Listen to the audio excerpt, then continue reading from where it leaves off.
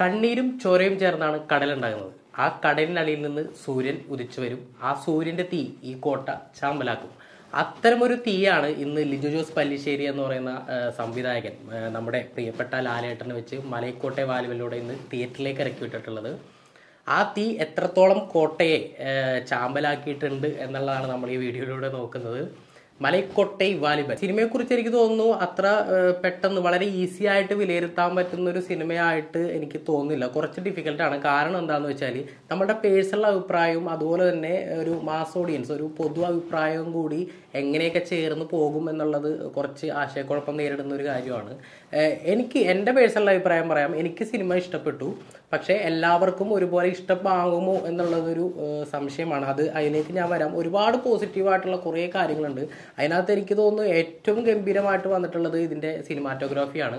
മധു നീലകണ്ഠനാണ് camera ചെയ്തിരിക്കുന്നത്. നമുക്കറിയാം രാജസ്ഥാൻ അതുപോലെ തന്നെ പോണ്ടിച്ചേരി ആ ഭാഗങ്ങളിലാണ് കൂടുതൽ ഷൂട്ട് ചെയ്തിരിക്കുന്നത്. ഫ്രെയിം ടു ഫ്രെയിം ഗംഭീരമായ വിഷ്വൽസ് ആണ് വന്നിട്ടുള്ളത്. അടിപൊളി. നമുക്ക് ഇതുവരെ മലയാള സിനിമ കാണാത്ത ടൈപ്പ് ഒരു ക്യാമറ വിഷ്വൽസും അതുപോലെ തന്നെ അത് എഡിറ്റ് ചെയ്തിരിക്കുന്നതും കളറിങ്ങും എല്ലാം ടെക്നിക്കലായിട്ടുള്ള എല്ലാ പരിപാടിയും വളരെ ഗംഭീരമായിട്ട് തന്നെ വന്നിട്ടുണ്ട്. പെർഫോമൻസ് വൈസ് ആണെങ്കിലും ലാലേട്ടൻ ഗംഭീരമായിട്ട് ചെയ്തിട്ടുണ്ട്. എനിക്ക് തോന്നുന്നു പാത്രം അറിഞ്ഞ് വിളമ്പുക എന്നുള്ളൊരു രീതിയുണ്ട് ലിജോ ജോസ് പല്ലിശ്ശേരി. അത് ഇവിടെ അന്വർത്ഥമാവുകയാണ്. കാരണം മലൈക്കോട്ടെ വാലിബൻ എന്ന് പറയുന്ന ക്യാരക്ടർ മോഹൻലാലിന്റെ ഭദ്രമാണ്. മോഹൻലാലിനെ കൊണ്ട് മാത്രമേ മലയാളത്തിൽ അത്തരം ഒരു ക്യാരക്ടർ ചെയ്യാൻ പറ്റുകയുള്ളൂ എന്നാണ് പേഴ്സണലി ഞാനും വിശ്വസിക്കുന്നത്. അതുപോലെ തന്നെ സൊനാലി കുൽക്കർണി, ഹരീഷ് പേരടി, ഡാനിൽ സെയ്റ്റ്, മനോജ്, അങ്ങനെ ഒരുപാട് നീളുന്ന മനോജ് എന്ന് പറയുന്ന പുതുമുഖ ഒരു നടനും കൂടി സിനിമയിൽ ഉണ്ട്. വളരെ മോഹൻലാലിന്റെ കൂടെ ത്രൂ ഔട്ട് റോൾ ചെയ്യുന്ന കക്ഷിയാണ്. വളരെ എല്ലാവരും മികച്ച രീതിയിൽ പെർഫോമൻസ് വൈസും ടെക്നിക്കലി വശം മികച്ചു തന്നെ നിൽക്കുന്ന ഒരു സിനിമയാണ് മലൈക്കോട്ടെ വാലിബൻ. പക്ഷേ ഇവിടെ പ്രശ്നം എന്താണെന്ന് വെച്ച് കഴിഞ്ഞാൽ സിനിമ എത്രത്തോളം മാസ് ഓഡിയൻസിന് ദഹിക്കുമോ എന്നുള്ളൊരു ഡൗട്ടുണ്ട്. എന്നെ സംബന്ധിച്ചിടത്തോളം ഞാൻ ഇത് ഇഷ്ടപ്പെടാൻ കാരണം ലിജോസ് പല്ലിശ്ശേരിയിൽ നിന്ന് ഞാൻ പ്രതീക്ഷിച്ച ഒരു സിനിമയാണ് എനിക്ക് കിട്ടിയത്. കാരണം അദ്ദേഹം ഒരു പൊട്ടിപാറുന്ന ഒരു നമ്മൾ ഇതിനു മുമ്പ് കണ്ടിട്ടുള്ള ഒരു ക്ലീശേ മാസം എന്ന് പറയുന്ന ഒരു പരിപാടി അദ്ദേഹത്തിൽ നിന്ന് ഞാൻ പ്രതീക്ഷിച്ചിട്ടില്ല. ഞാൻ പ്രതീക്ഷിച്ച പരിപാടി തന്നെ എനിക്ക് പേഴ്സണലി കിട്ടിയത് കൊണ്ടാണ് എനിക്ക് സിനിമ ഞാൻ അതുകൊണ്ട് തന്നെ ഒരു ഓവർ എക്സ്പെക്ടേഷൻ പരിപാടിയൊന്നും എനിക്ക് തോന്നിയിട്ടുണ്ടായിരുന്നില്ല.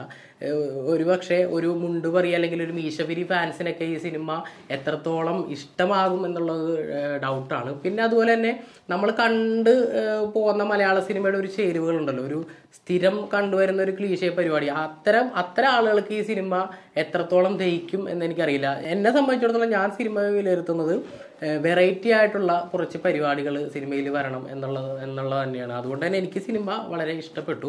മറ്റൊന്ന് എടുത്തു പറയേണ്ടത് പ്രശാന്ത് പിള്ളയുടെ മ്യൂസിക്കാണ്. കുറേ പാട്ടുകളുണ്ട്. മറ്റവസാനം സിനിമ അവസാനം എൻഡ് കഴിഞ്ഞിട്ടൊരു മോഹൻലാൽ പാടിയേക്കുന്ന ഒരു പാട്ടുണ്ട്. അതും നല്ല രസമായിട്ട് തന്നെ വന്നിട്ടുണ്ട്. പക്ഷെ ബാക്ക്ഗ്രൗണ്ട് സ്കോറിലേക്ക് വരുമ്പോൾ ലിജോസ് പല്ലിശ്ശേരിയുടെ ഒരു പാറ്റേൺ ഉണ്ടല്ലോ, ആ പാറ്റേൺ അനുസരിച്ച് പോകുന്ന ബാക്ക്ഗ്രൗണ്ട് സ്കോർ തന്നെയാണ്. പക്ഷെ ചില സ്ഥലത്ത് ബാക്ക്ഗ്രൗണ്ട് സ്കോർ സിനിമയുടെ മൊത്തം റേഞ്ചിനെ ഈ ഒരു ഉയരത്തിലെത്താൻ സഹായിച്ചിട്ടുണ്ട്. പക്ഷെ ആക്ഷൻ സീനുകളിൽ വരുമ്പോൾ മലയാളി ഇതുവരെയും കാണാത്ത തരത്തിലുള്ള ഒരു ബാക്ക്ഗ്രൗണ്ട് സ്കോർ കൊടുത്തത് കാരണം ഉദ്ദേശിച്ചൊരു പഞ്ചിലേക്ക് പോയിട്ടുണ്ടോ എന്നുള്ളതൊരു ഡൗട്ടാണ്. നമ്മൾ ഒരു മാസ് ആക്ഷൻ സീൻ പ്രേക്ഷകരിലേക്ക് കൂടുതൽ കണക്ട് ആവണമെന്നുണ്ടെങ്കിൽ ബാക്ക്ഗ്രൗണ്ട് സ്കോർ കുറച്ചും കൂടി പഞ്ച് ചെയ്ത് നിൽക്കണം. ആ രീതിയിൽ എത്രത്തോളം പഞ്ചായിട്ടുണ്ടെന്നുള്ളത് എനിക്ക് സംശയമാണ്. പിന്നെ പറയേണ്ടത് മേക്കപ്പ്.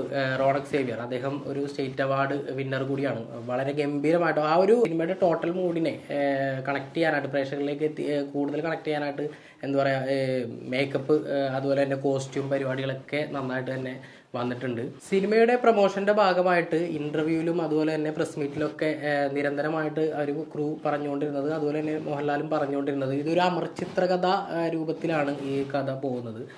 തീർച്ചയായിട്ടും ആ പ്രയോഗം ശരിവെക്കുന്ന രീതിയിലാണ്. ഒരു അമർചിത്രകഥ കണ്ടുകൊണ്ടിരിക്കുന്ന ഒരു പ്രതീതിയാണ്. ആ അമർചിത്രകഥയിൽ കുറച്ച് കൂടുതൽ ഇമോഷൻസ് കൊണ്ടുവന്നിട്ടുണ്ട് എന്നുള്ളതാണ് ഒരു വ്യത്യാസം. പക്ഷെ ആ ഇമോഷൻസ് കുറച്ച് കൂടിപ്പോയോ അങ്ങനെ ഒരു തോന്നൽ എനിക്ക് തോന്നി. കാരണം ഈ സിനിമയുടെ ഒരു നെഗറ്റീവായിട്ട് എനിക്ക് തോന്നിയത് കുറേ ഭാഗം കുറച്ച് കട്ട് ചെയ്ത് ഒരു ക്രിപ്സി രൂപത്തിലാക്കിയിരുന്നെങ്കിൽ കുറേയും കൂടി ആളുകൾക്ക് ഇഷ്ടപ്പെട്ടേനെ. കുറച്ച് ലെങ്ത് കൂടുതലാണെന്ന് തന്നെ എനിക്ക് പേഴ്സണലി തോന്നുന്നത്. ഒരു ചുരുങ്ങിയത് ഈ സിനിമയുടെ ഒരു 20 മിനിറ്റ് നേരം ഒന്ന് കട്ട് ചെയ്ത് കുറേയും കൂടി കട്ട് ചെയ്ത് ക്രിപ്സി ആക്കിയിരുന്നെങ്കിൽ കുറച്ചുകൂടി ഭംഗിയാകുമായിരുന്നു എന്നാണ് എനിക്ക് പേഴ്സണലി തോന്നിയത്. വലിയ രീതിയിലൊരു ലാഗ് എനിക്ക് തോന്നിയില്ല, പക്ഷെ ചെറിയൊരു ഇഴച്ചിൽ ചില ഭാഗത്ത് വരും. പക്ഷെ അപ്പോഴത്തേക്കും സിനിമ അടുത്ത ലെവലിലോട്ട് ഇങ്ങനെ കൊണ്ടുപോകുന്നതുകൊണ്ട് വലിയ ലാഗ് തോന്നിയില്ല. പക്ഷെ എന്നിരുന്നാലും കട്ട് ചെയ്ത് പോയിരുന്നെങ്കിൽ കുറച്ചുകൂടി നന്നാവുമായിരുന്നാണ് എനിക്ക് തോന്നിയത്. സിനിമ തീർത്തും മലൈക്കോട്ടെ വാലിബൻ എന്ന് പറയുന്ന ഒരു കേന്ദ്ര കഥാപാത്രത്തിലൂടെ തന്നെയാണ് സിനിമ പോകുന്നത്. പിന്നെ അതിന് ചുറ്റും വരുന്ന കുറേ കഥാപാത്രങ്ങൾ, ആശാൻ, അതുപോലെ തന്നെ അനിയനെ പോലെ കാണുന്ന ഒരു കഥാപാത്രം, പിന്നെ അദ്ദേഹത്തിന്റെ ലൈഫിൽ വരുന്ന കുറേ കഥാപാത്രങ്ങളൊക്കെ വരുന്നുണ്ട്. പിന്നെ ഈ സിനിമയുടെ മറ്റൊരു ഷെയ്ഡ് എന്ന് പറയുന്നത് അടിമക്കച്ചവടം, മറ്റേ ബ്രിട്ടീഷുകാരെ ഉള്ള സമയത്തെ കച്ചവടവും അത് ഇല്ലാതാക്കാനായിട്ട് മലൈക്കോട്ടെ വാലിബൻ രംഗത്തേക്ക് വരുന്നതുമായിട്ട് ബന്ധപ്പെട്ട ഒരു ഫ്ലോട്ടാണ് സിനിമ പറയുന്നത്.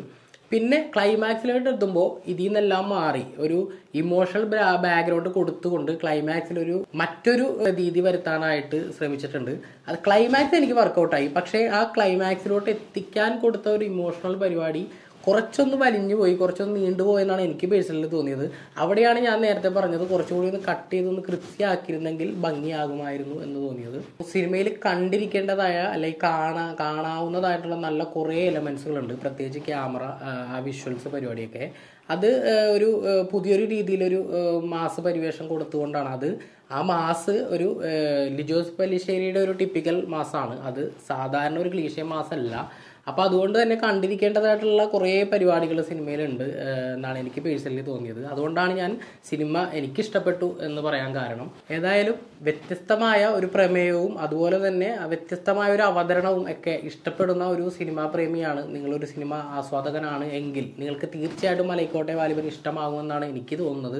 അത്തരമൊരു സിനിമയാണ് മലൈക്കോട്ടെ വാലിബൻ. സിനിമ ഒരുപക്ഷെ ഒരു മിക്സഡ് അഭിപ്രായം വന്നേക്കാം. നിങ്ങൾക്ക് സിനിമ കണ്ടിട്ടുണ്ടെങ്കിൽ എങ്ങനെയാണ് ഞാൻ പറഞ്ഞ പോയിന്റുകളൊക്കെ എങ്ങനെയാണ് നിങ്ങൾക്ക് വാലിഡായിട്ട് തോന്നിയിട്ടുണ്ടോ എന്നുള്ളത് കമന്റ് ബോക്സിൽ രേഖപ്പെടുത്താം. ഏതായാലും ആ ഒരു അവസാനത്തെ ഒരു കാര്യം കൂടി പറയണം. അതൊരു സ്പോയിലർ ആയിട്ടുള്ള കാര്യമൊന്നുമല്ല. ഏകദേശം എല്ലാവർക്കും ഇപ്പോൾ തന്നെ ഇന്റർവ്യൂ നിന്നും മറ്റു കാര്യത്തിൽ നിന്നൊക്കെ അവരുടെ ഒരു ആറ്റിറ്റ്യൂഡിൽ നിന്നൊക്കെ കാര്യം മനസ്സിലായിട്ടുണ്ടാവും. Waiting for Vaaliban second. അത് ഞാൻ കട്ട വെയിറ്റിംഗ് ആണ് വാലിബൻ സെക്കൻഡിന്. കാരണം എനിക്ക് ക്ലൈമാക്സ് വർക്കൗട്ടായി. അതിന് മുമ്പത്തെ കുറച്ച് സീനുകൾ ഒഴിച്ചിരുത്തി കഴിഞ്ഞാൽ ക്ലൈമാക്സ് എനിക്ക് വർക്കൗട്ടായി എന്ന് തന്നെയാണ് പറയാനുള്ളത്. അപ്പോൾ വീണ്ടും വരാം. Bye bye.